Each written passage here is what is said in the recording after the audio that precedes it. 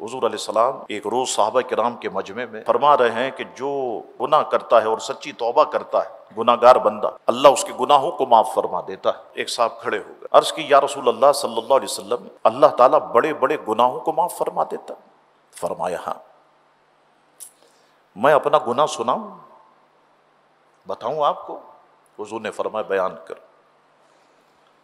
اس نے عرض کی میرے آقا، دور جاہلیت میں ہم اپنی بیٹیوں کو زمین میں دفن کر دیا کرتے تھے، زندہ درگور کر دیا کرتے تھے، کیونکہ ہمیں داماد بنانا پسند نہیں تھا۔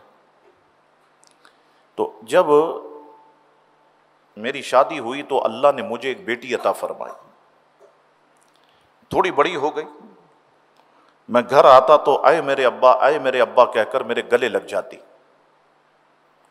میں نے ایک دن یہ سوچا کہ اس بیٹی کو مجھے ہلاک کرنا ہے۔ پھر میں نے گویا پلاننگ کی کہ کس طرح سے ہلاک کرنا ہے۔ تو پھر ذہن اس بات پہ تیار ہوا کہ جنگل میں، فلاں جنگل میں جو گہرا کنواں ہے، میں اس میں اپنی چھوٹی سی بچی کو ڈال دوں گا۔ تو میں نے کسی طرح سے اپنی بیوی سے اپنی بچی کو لیا، اور بچی میری انگلی پکڑی ہوئی تھی، میں جنگل کی طرف لے گیا، اور وہ پورے راستے کہہ رہی تھی آئے میرے ابا، آئے میرے ابا، آئے میرے ابا۔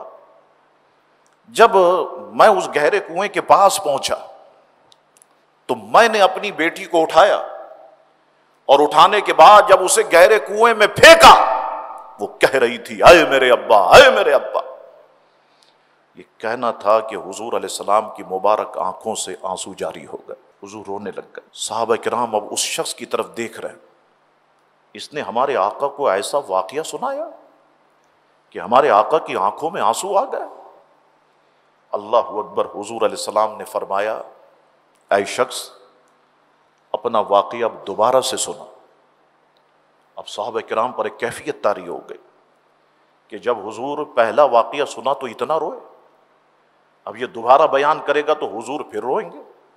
اس نے پھر بیان کیا۔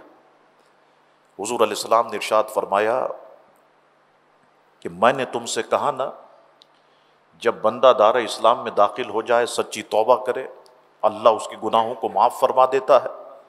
تو اے شخص گواہ ہو جا، اللہ نے تیرے اتنے بڑے گناہ کو معاف فرما دیا۔ تو اللہ رب العزت سے جو سچی توبہ کرتا ہے، اللہ رب العزت اس کے گناہوں کو معاف فرما دیتا۔